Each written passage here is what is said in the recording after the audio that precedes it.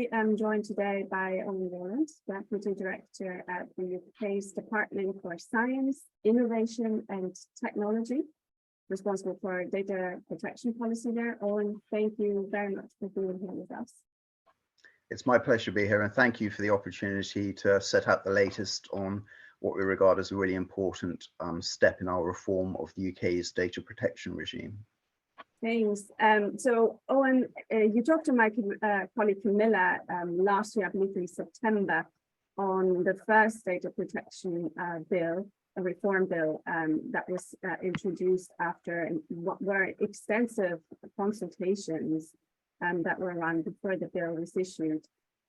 We know that the first bill was passed. We have seen some restructuring, including for you, in fact. You moved from what was DCMS to what is now DSIT, more acronyms for all of us to learn. And there were some additional consultations on the bill as well. So let me ask you, can you provide for us a short recap on the initial motivation for the reform? But then specifically also let us know what motivated the second bite of the apple with the additional consultations. Great. Well, thanks very much. Yes, I think it's really important to sort of give that sense of continuity and reassurance that the ambitions for our data protection reforms have remained unchanged from when our initial bill, the Data Protection and Digital Information #1 bill, was introduced back in the summer. And that is that we want to build upon the high data protection and privacy standards we have in the UK, whilst making common sense changes to consolidate the UK's position as a tech and science superpower. And we do still feel that our current data protection laws, as based on the EU GDPR, originally back in 2018, had some real benefits that we want to build upon. But at the same time, I think a lot of people watching this will understand that there is an awful lot of paperwork to demonstrate compliance, which can sometimes put disproportionate burdens, particularly on smaller businesses dealing with lower risk processing. So if you think about sort of people on the high street, plumbers, parish churches, processing very little personal data, but they need to comply with some of the same compliance obligations as your major global tech companies. Another aspect that we've been looking at in our reform is the complexity of some of the way in which the current legislation is presented, which the consultation of around 3,000 respondees confirmed causes uncertainty in how data controllers should apply those rules. And it's hampering both private and public sector bodies' ability to use data dynamically and effectively to drive innovation and growth and other social good. So now that we've left the EU, we want that opportunity to be really used through this bill to create a more pro-growth and trusted UK data protection regime that both reduces burdens on businesses, helps scientists to innovate and improve the lives of people in Britain, whilst maintaining those high data protection standards. So the overall motivation has remained the same as I've just outlined. If you like, I could go ahead now and sort of go into a bit of detail about, well, how did we use that pause in September, and how have we created the new Data Protection Digital Information Bill #2? Yeah, that would be amazing if we could have, let's say, your top 5 changes between the original reform bill and where we are now, based on the consultations, the additional consultations that were on. Yeah, okay. So just to recap, in terms of the motivation, obviously a new government came in and they wanted to just make sure that we were taking maximum opportunity through this legislation. So asking us to look again, and in particular, as you referred to, engage with industry, business, privacy and consumer groups to ensure we had the right approach. And through this process of engagement from September through into this new year, we've made several changes to the bill, and they'll deliver the following additional benefits. So really reducing compliance costs and reducing the amount of paperwork that organizations need to complete to demonstrate compliance. Secondly, further reducing burdens by enabling businesses to continue to use their existing cross-border transfer mechanisms if they're already compliant. And thirdly, giving organisations greater confidence about the circumstances in which they can process personal data without consent. And finally, increasing public and business confidence in AI technologies.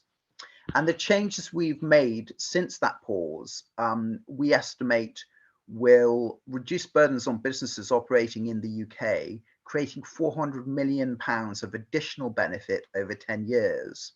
And if you want, I can go into a bit more detail. Right, well, what are those measures? So firstly, clarifying that commercial organizations can benefit from the same freedoms as academics when carrying out innovative scientific research. So this, for instance, will make it easier to reuse data for medical research if the scope of a pharmaceutical trial changes, for example. Secondly, as I said, further reducing that amount of paperwork organizations need to complete to demonstrate compliance. So now we're only requiring organizations to keep records, which are a lot of administrative burden, if they're processing data with high risks, and we're taking that burden away from lower risk businesses. Thirdly, supporting international trade, as I said, without creating extra costs for businesses if they're already compliant with current data regulation in terms of how they process and transfer the data. Fourthly, providing organizations with greater confidence about when they can use and process personal data without consent. And fifthly, it's that increasing public and business confidence in AI technologies, and that's particularly by clarifying the circumstances when robust safeguards apply to automated decision making. So those are the 5 areas we're particularly focused on over the last few months. And I think, so thank you for that. So if I recap, scientific research, for instance, can now also include, for instance, commercial purposes, which I think is perhaps important to note when we think back to some of the roadblocks that were faced when it came to research during COVID times as well. And then there is an idea of a risk-based approach to ROPAS effectively. As you call it, the paperwork, and as we call it here sometimes paperology, effectively to reduce the burden by allowing a risk-based approach to when these records for processing have to be enabled. One additional or two things that I found interesting as well were there is further clarification on the definition of what is personally identifiable or when it is personally identifiable, and then you make some more clarifications also to legitimate interest. Can you give us a couple of points to that as well? Yeah, I'd be happy to sort of clarify on both of those fronts. So first of all, in terms of the definition of personally identifiable, and again, it's a good example of just clarifying what was largely there, but making it really clear and usable. So when we talk about data in this context, we mean information that's collected, stored, and processed digitally. And this includes several legally distinct categories, such as personal data, which is information about identifiable individuals, special category data, so that's a sensitive subset of personal data, for example, data relating to health or protected characteristics, and then non-personal data, and that does not contain information that could identify a person. So we want to make those definitions really crisp and usable. And then moving on to legitimate interest, we've only removed the balancing test, and this is really important, for a small number of processing activities that are always in the public interest. So for example, processing of data where necessary to prevent crime, safeguard national security, protect children, respond to emergencies, and promote democratic engagement. And in these narrow range of scenarios, sometimes where there is a serious risk to the public or important reason for processing, we wouldn't want the need to do a detailed legitimate interest assessment to delay or otherwise hinder the processing. And so removal of the balancing test does not exempt a data controller from their wider responsibilities to comply with general data protection principles such as lawfulness, fairness, and transparency. And they include requirements to make sure that the processing is necessary or proportionate for the intended purposes and carried out in a way that people reasonably expect. So we think it strikes the balance between these examples of processing will be in the public interest, but they still have to comply with all of those well-recognized data protection principles.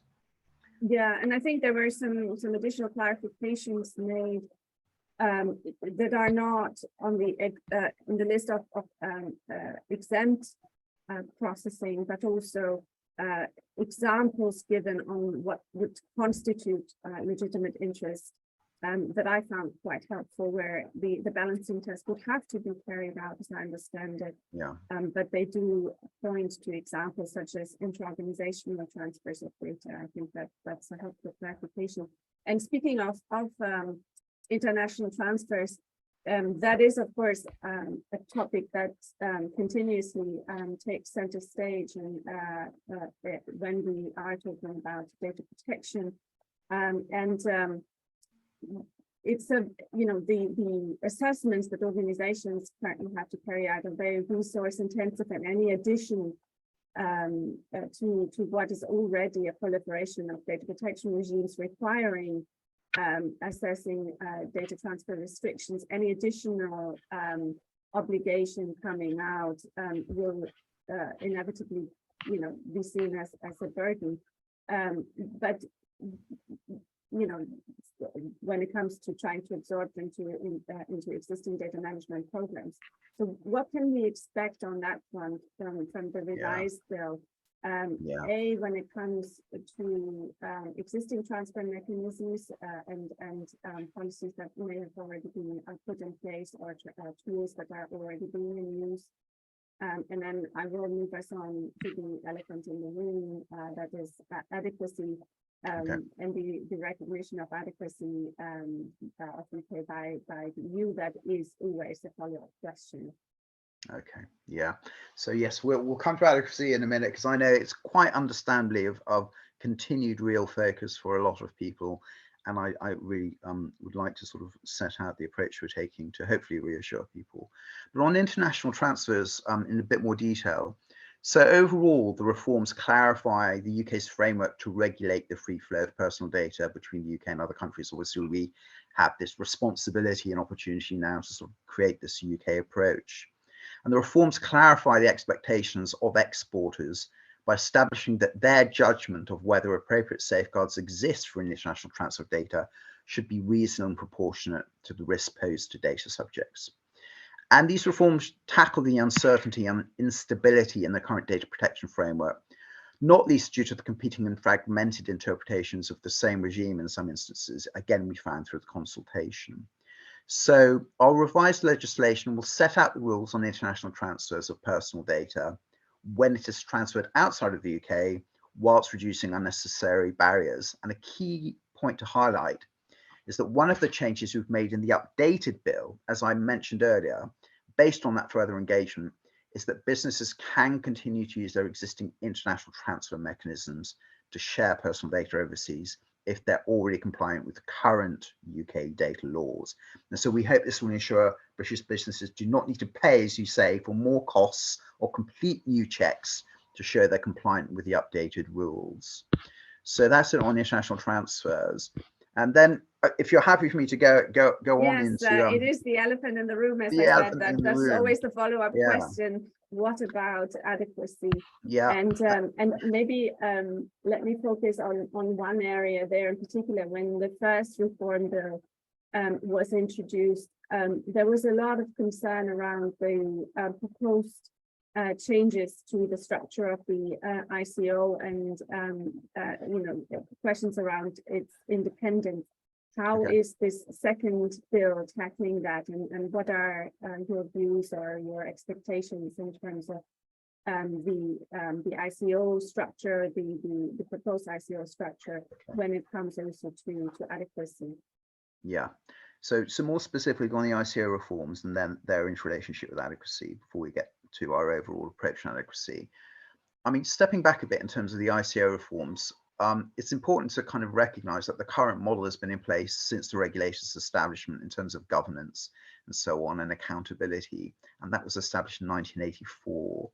And then since then, obviously, the ICO has grown significantly in size and importance and took on, obviously, those additional responsibilities under GDPR in 2018. And so it's quite a good opportunity now, to be honest, to ensure that the ICO has the right governance in place to deliver its ongoing responsibilities, including its transformation program, to enable it to perform as an agile and forward-looking regulator, building on the mandate for a risk-based approach that the bill sets out. And in effect, they're really up for it. We want to enable and support them to continue to be a world-class data protection regulator, but in the new modern context where you want a regulator to be supportive and engaging and proactive and agile as the risks and the opportunities for the use of data evolve, whilst also having all of the effective investigative and enforcement powers required, and that they are accountable to Parliament and the public, and that the way in which they undertake those responsibilities is transparent. At the same time, though, the government is really committed to the ICO's continued independence as regulator. What we're focused on is modernizing the ICO and empowering and enabling it to deal with the increasingly important and complex challenges we see within our data-driven society. So we want to provide the ICO with a statutory basis to regulate in a way that encourages responsible data use, whilst allowing businesses to more confidently adopt and invest in digital technologies and ways to use data without compromising protections for individuals' personal data and privacy. And so enabling the ICO to be kind of more involved with that journey, particularly for those businesses who want to try things out in a safe environment and to have that kind of iterative relationship with the ICO. And at the same time, the ICO will be modernized just in terms of its governance, to have a chair, a board, a chief executive, to make sure it remains an international RAND regulator, and it will have clearer objectives and greater transparency, which will give Parliament and the public better ability to hold the regulator to account.